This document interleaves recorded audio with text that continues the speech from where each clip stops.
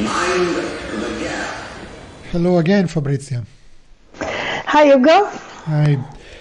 We are back again on the podcast. Last time we talked about time, what it means to make time, and how important it is to be to learn to say no, essentially, to the ton of commitments and things that are going around us every day, and things that other people ask of us. And now saying no to things help us find or make time for the things that really matter. And I think we covered more or less the kind of mindset that it's important to avoid being overwhelmed and getting to the end of a work day and having that dreaded feeling of having accomplished nothing. Yes, and another side that I really want to emphasize, because we should not forget, is to really look at things and assess whether they really are necessary, if we have to do them ourselves, if we need to make them so perfect, if we need to spend all that time on some things that maybe are not so important, and it's only about our ego getting in the way. So that's another way we can cut down a lot of things from our schedule. So reassessing our schedule is the first thing. But today we're going to talk about how to actually figure out how to do the work that we do have to do. We're still on our schedule at the end of it. We thought we'd be very practical today, give a lot of practical advice, at least on how we, or mostly you, because I'm not really good at organizing my time. You're the expert here, so I don't know. It's a necessity for me. It's a necessity for everyone, but I haven't yet spent time really, again, spending time on organizing time sounds a bit like a pun, but it isn't. You spend more time thinking about how to manage time or manage work, if you prefer. So we're going to talk about routines, we're going to talk about processes, workflows, or whatever you employ. So let's just start let me ask you, how do you organize your day? What tools do you use? Well, the first thing is when I have all the things, that I start writing down or thinking about everything that I have to do. My first question is, what am I willing to take out of this that's not necessary, that is not an absolute necessity? And that goes with the idea of what am I ready to pay the consequences for, to take it out and make it easier for me now, when we have, especially at the beginning, we have a full schedule and we need to find a way to, get rid of some things. So for instance, if I called you half an hour before the podcast and said, sorry, I can't do this today, there would be a consequence. You would be upset at me, maybe, we would have to find another time. It would be difficult to then get our times to match again in a short term. And so is it something that I am willing to pay that consequence for? And also it involves you, so that's not nice towards you, or not. So I can cut out something else that doesn't involve maybe another person. It's more likely. And I can say, how can I make my life easier today by cutting out a few things? There may be some consequences, somebody to say, sorry, this is not happening today, it's going to happen tomorrow. But that is the first thing, and realize that we have the power to do this on so many of the things. So I go through everything I do and I try to cut out like 50% sometimes, and be really drastic, because I need to make breathing space in order to have the space, like you say, to then organize the rest of the work. And we need to start somewhere when we have a bit of breathing space. And then I want to keep in mind that everything that I do, I choose to do. I have chosen to do. So all these tasks that I have on my schedule, I choose to do. And I set them into workflows and systems, and this is where it becomes very practical. there are ways to organize the things that we do in a kind of logical manner, and in a sequence that becomes sort of automatic. We do things on automatic pilot sometimes. We don't have to think about them. They just happen, like driving a car. When you're used to it, you don't think about it. It just goes, right? So, and that is the beauty of systemizing the work. I don't know if you use any systems. Not really. That's where I'm behind on this. I wanted to ask, when you have a lot of work to do, a lot of tasks to do, and you organize your task in some kind of planning tool or whatever it is, and you decide, as you said, I cannot do this and this and this. I cannot do all of this. Is this something that you, like, say, every morning you decide, okay, I'm going to do these things, so I will not have time to do these other things, and I do it every day. Every day I cut 50% of my work by default, or is something that you do when you feel like you're being overwhelmed and you have to cut something? So is it systematic or more ad hoc? Yeah, I tend to run by weeks. So I tend to do, to plan weeks, and usually 2 weeks at a time. But even at the beginning of every week, I look at what I have scheduled for the next few days of the week, and I reshuffle things and I reorganize things sometimes, or I cut things out if it's too many.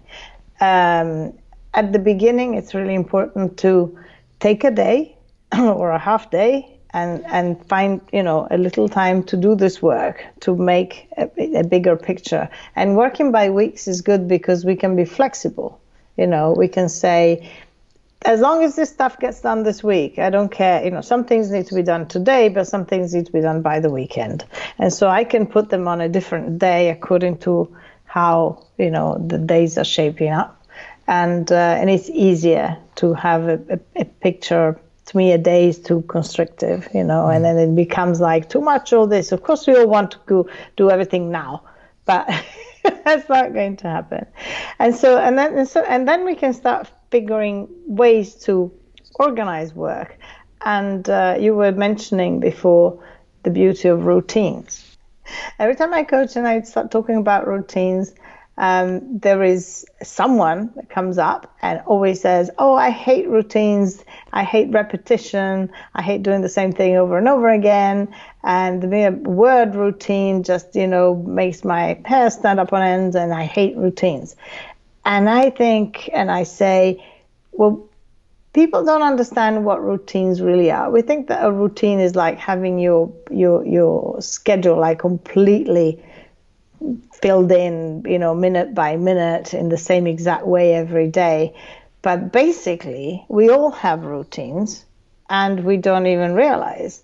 I don't think anybody wakes up in the morning and thinks, oh, what am I going to do today? Should I brush my teeth first or go to the bathroom first? Or maybe I should have a coffee first and then maybe I'll brush my teeth later. Maybe I'll have a shower, or maybe I'll have a bath. We have routines. I wake up, I go to the bathroom, I brush my teeth, and I go and make a cup of tea. That is like it. And we have routines that for things that we do all the time, that we need to do all the time. And everybody, some people always have a bath at night, some people always have a shower in the morning. Whatever is part of your routine. So the best way to do something that we want to do is to, we call it piggyback it onto a routine we already have. So for instance, I wanted to do some exercise, and I am not an exercise person. I really don't like it. So I am not going to go jogging, and I'm not going to the gym 3 times a week. It's just not going to happen. So I decided that before I have a shower, I would do 1 minute of crunches or whatever it is, something, anything, 1 minute. And then it became 2 or 3 minutes, 5 minutes, 10 minutes, whatever, depending on the days, I'd do something. Now, what happens now is that if I have a shower and I haven't done it, the moment I turn that water on, I kind of feel like something is missing. And I go like, oh, wait a second, I'll just do this. Even if I don't have time, I'll do 1 minute. But 1 minute every day, that something is better than nothing forever, right? And then it turns into maybe something more. And maybe it will turn me one day into somebody who goes running for 3 hours. I don't think so. But you know what I mean? It's become part of my routine, and it's not difficult anymore. And before it was like, oh God, I have to find, even 5 minutes to do something like that. You would never find it in the day. So that's just an example of adding something to something that's already in place and making it part of your routine. After that, I started writing in the morning. So at first it was half an hour.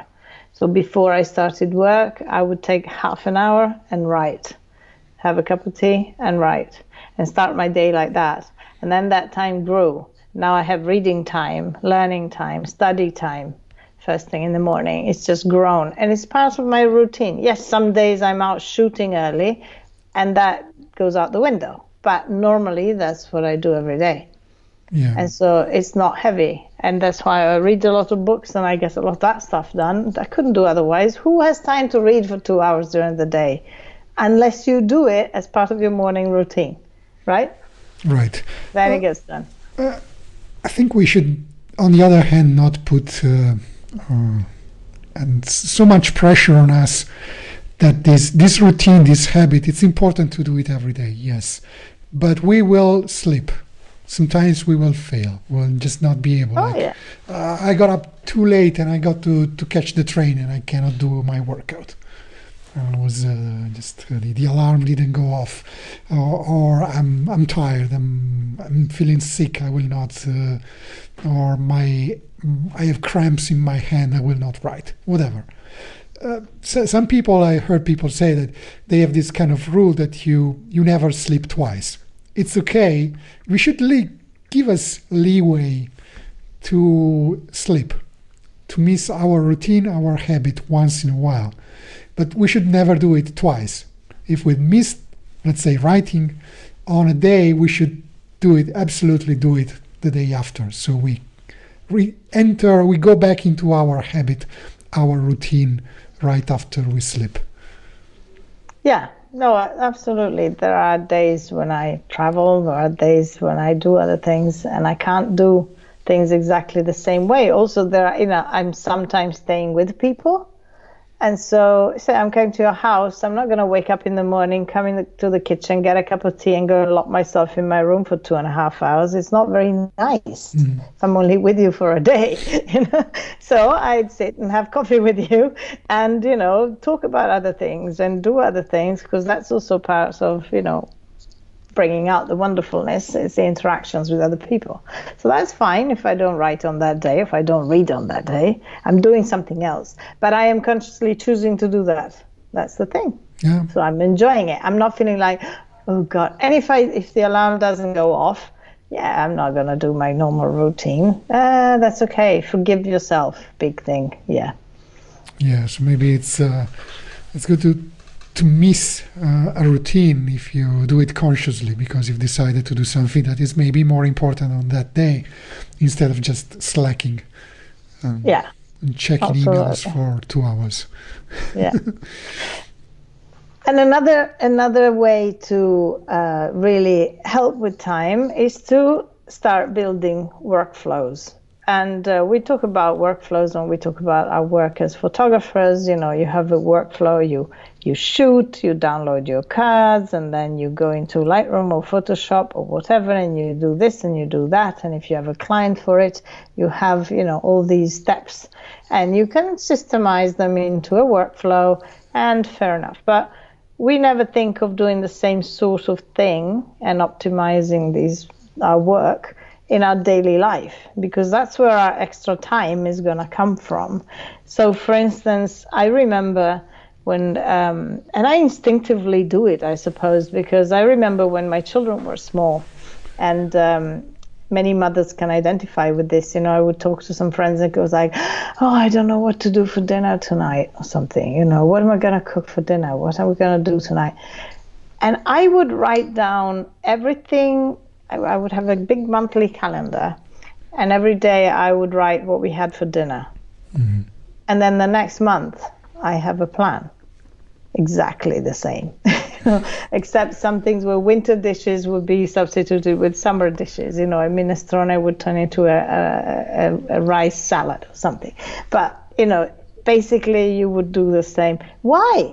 Kids don't need to have, gourmet meals every night. So if we had 30 days of planned menu, it can be fine for the next 30 days and the next 30. I don't believe in eating chicken every Tuesday and fish every Friday, but over a month, you do the work once and you're set for the year, pretty much. And then, of course, there's a special offer, this and this, that, and you can change it if you feel like it. But basically, it's pretty much done. I never had, to spend a minute thinking about, oh God, what am I going to cook? And I could also optimize my shopping. So I would just do the shopping for the week and it's done. I knew exactly what I was cooking. So this can be done on every level, on everything we need to do. Just look at things that you have to do every day and put them together in a system, in a workflow. And so you don't have to think about it anymore. Do you use any tools to help you with that, to remember like your menus for the month or whatever it is? Well, that went on a calendar in the kitchen, and actually that was made also with I would ask everybody, what do you like to eat best? And we just put them in. And so everybody would be happy. I'm a paper girl. I used a lot of Post-its. I make big planners with things stuck on it, on the wall or on the floor, and everything's lying around everywhere. Some people use digital systems. Everybody has their own thing. So I'm not, I like to use pens and colors and things. So to me, that's important. But I also have for instance, I have a document in my dock on my laptop that is a simple pages, a page made in Pages or Word, whatever you use, and it's in the cloud, so it's also on my phone and everything. And I just list the things for the days and the things for that day. So it's like a different type of calendar because I don't have anything for the days that don't have appointments or things in them. I add things in as I decide to do them, so that's more flexible. To me, being flexible is really important. There's kind of a trend right now in entrepreneurs, business people, and so on, and self-help gurus about getting up really early in the morning. And they say, I should get up at 4:30 in the morning because that is awesome. You do such an amazing amount of work when you get up at 4:30 every morning. And I mean, I'm not a morning person. I try to get up at 7, but just sometimes I just sleep in because I think, okay, I can do it. Today is going to be lightweight. Nobody is going to call me before 9, so I'm going to, maybe get up at 8, take my time, take a shower, do a little exercise, and so on, and not really worry about anything until 9. What about you? I'm not a morning person. I don't take any appointments before 10:30. Not because I sleep till 10. Sometimes I do get up at 6 or 7, depending when I go to bed. And sometimes I work later at night, but because I have ideas and I want to write or do something, or I just watch a movie that ends late, or whatever it is, or I'm out to dinner. So it really depends on, but I try to sleep, and it's really important. That's another whole thing we could do about sleep. Sleep is vital, and I sleep 7.5 to 8 hours a night if I possibly can, because I found that I used to sleep 4 hours and I could do a lot of stuff, and I thought I was fine until I realized that I was underslept, and my brain is much happier for it, and I'm much happier for it. So if I go to bed late, I will give sleep a priority. So I am not getting up at 5 and not sleep, because that's not good in the long run, and it's not good for me. My health is very important. And I also am, I produce a lot better work and better stuff if I sleep enough. So there's no point. Working early in the morning never really appealed to me. So sometimes I wake up early, naturally, at 6 or 7, and I just start writing and doing my thing. But I don't get into the thick of things and into the outside world until at least 9 or 10. I would just like to add that we are talking about this topic in the context of the kind of work that we do, and how we organize our work, our job. Might be photography, might be something else. But I feel that a lot of our listeners are in that situation where they do have maybe a day job, which is not their true calling, right? They might have a day job doing something that has nothing to do with photography, and they want to do photography in their spare time. But they also want to, their photography, their passion, whatever it is, photography or some kind of art, writing, painting, playing an instrument, they want to grow it. But they feel like they don't have enough time because their work is taking up so much of their time. And I don't want to... I think you read the 4-Hour Workweek by Tim Ferriss. I think many people have. And it's kind of a misleading title because it's pretty much impossible to have a really 4-hour workweek. But and also because Tim Ferriss works like 20 hours a day. Probably. No, it's, and also I've never said the 4-hour work week. I say a 4-hour work day, but work day, actually sitting down at the computer or churning out stuff. In the end, we're all working more if we're creatives. But some people, I think we're privileged not to have to set an alarm most of the times. But most people do have to set an alarm in the morning, and some people are morning people, and there's also a bit of a myth of this morning and night people, because there's been studies that show that the difference between a morning person and a night person is really about 3 hours in their cycles. So it's not like we're night people, we all are pretty much the same. But some people wake up, better, and some people need more time in the morning to get their act together. So, and some people have to go to a day job and they need to get up at a certain time and be there early in the morning, or go to school or university, or whatever it is that, people have to do. So that's when routines and workflows and systems really, really work well.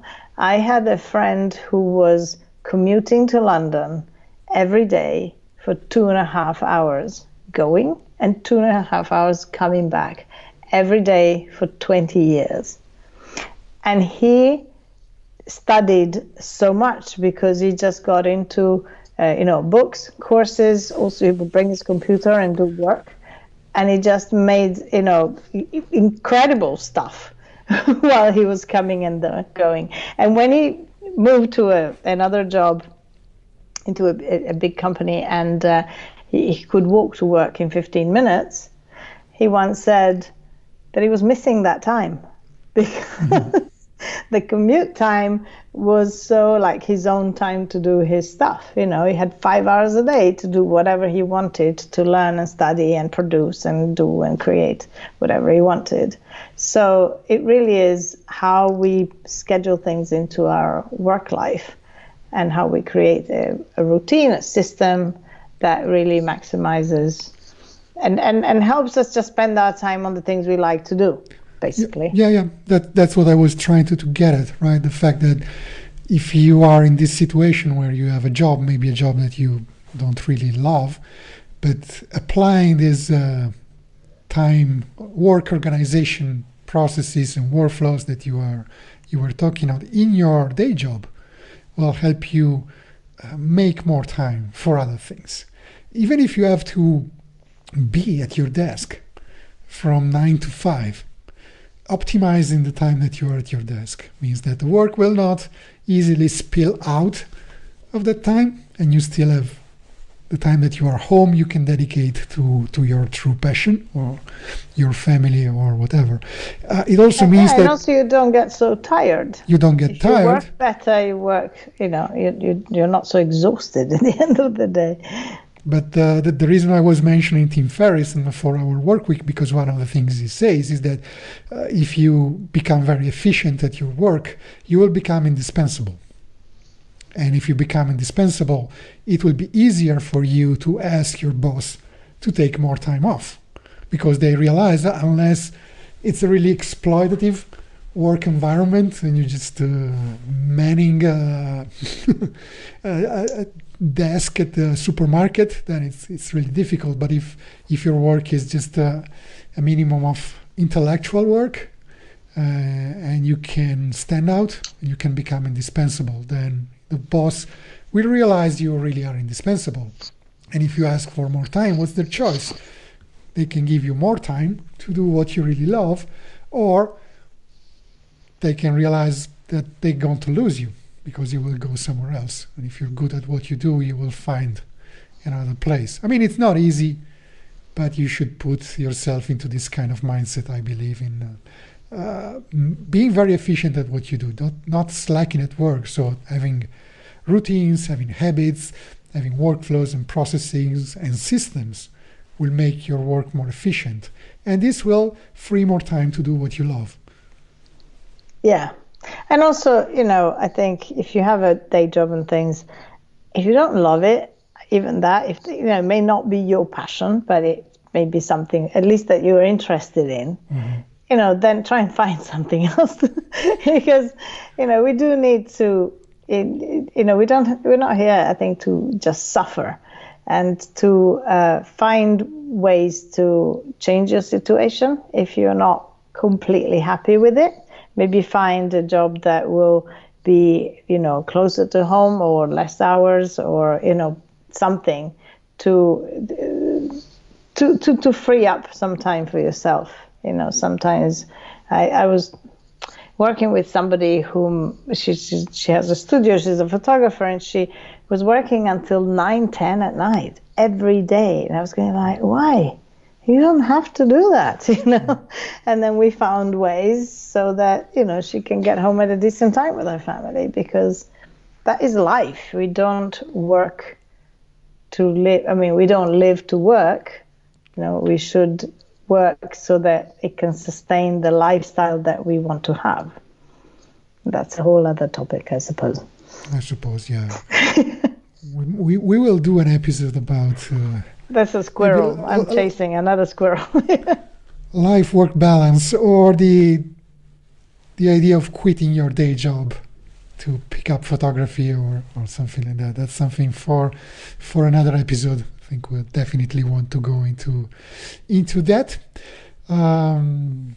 Maybe this to finish this episode, we can talk a little bit about procrastination. I don't know if you have any ideas. A friend the other day on Facebook posted about her procrastination tendencies.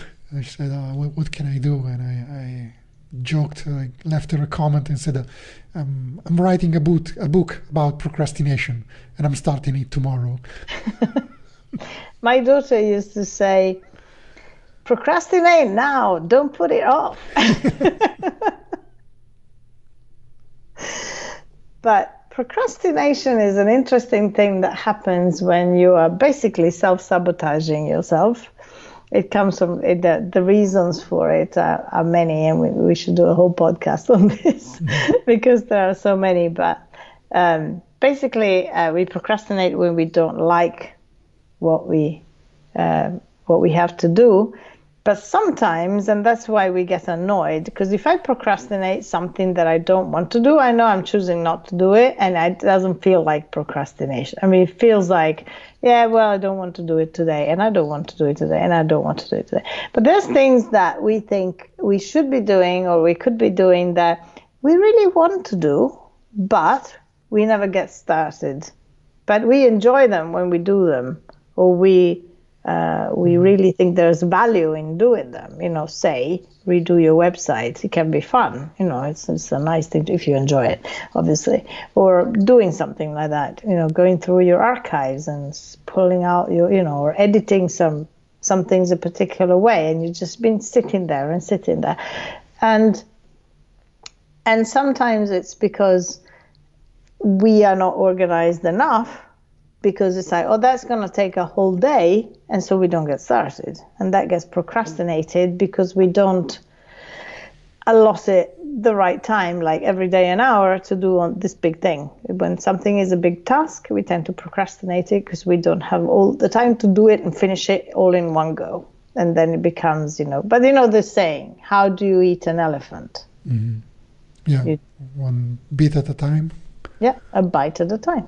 So you need to take this elephant and break it down into steps, and then you just go through the steps. And also it's incredibly satisfying when you break a job into steps and you go through the steps, you're just ticking them off. And some of them are like so quick and fast, but they give you a big sense of accomplishment. And that's really, important.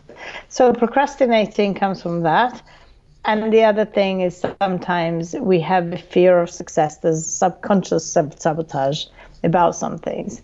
We need to write the blog, we need to do the video, we need to do the podcast, we need to do something, but that involves us being out there, people seeing us, listening to us, showing our work, showing up in some way. And we tend to hold back because there is a sense of like, oh God, there will be a judgment. Maybe it will be a failure. Maybe nobody will like it, and all of that. And we can tell ourselves all sorts of stories, but in the end, some things just automatically block us. And so getting to the bottom of that bit is really important to, stop procrastinating on some things. Says the girl whose blog has been stuck there for at least a year now. I have a book to write, and it's sitting there. Start tomorrow. I'll start tomorrow, and I never know which chapter should I start from. So maybe I should start from the beginning. Who knows? Anyway, I think you have blocked time for something else, right? Yes. Speaking of time organization and allocating time and so on, so I don't want to make you late for whatever you have to do. So no, but it's nice. Things slide and slot in very, very neatly. Yeah, we have a very good episode, very good show. Thank you very much for your time even today. And again, everybody check out our website, closingthegap.live. Send us comments, leave us a little question. You can record your question using the appropriate button under every post, and we'll love your feedback. Tell us what you think. Thank you. Yes, do. Please do. We need your feedback too. And ideas, and your ideas on how do you create systems and routines. Okay. Nice. We'll see you again next week. Bye-bye. Bye. Take care. Bye.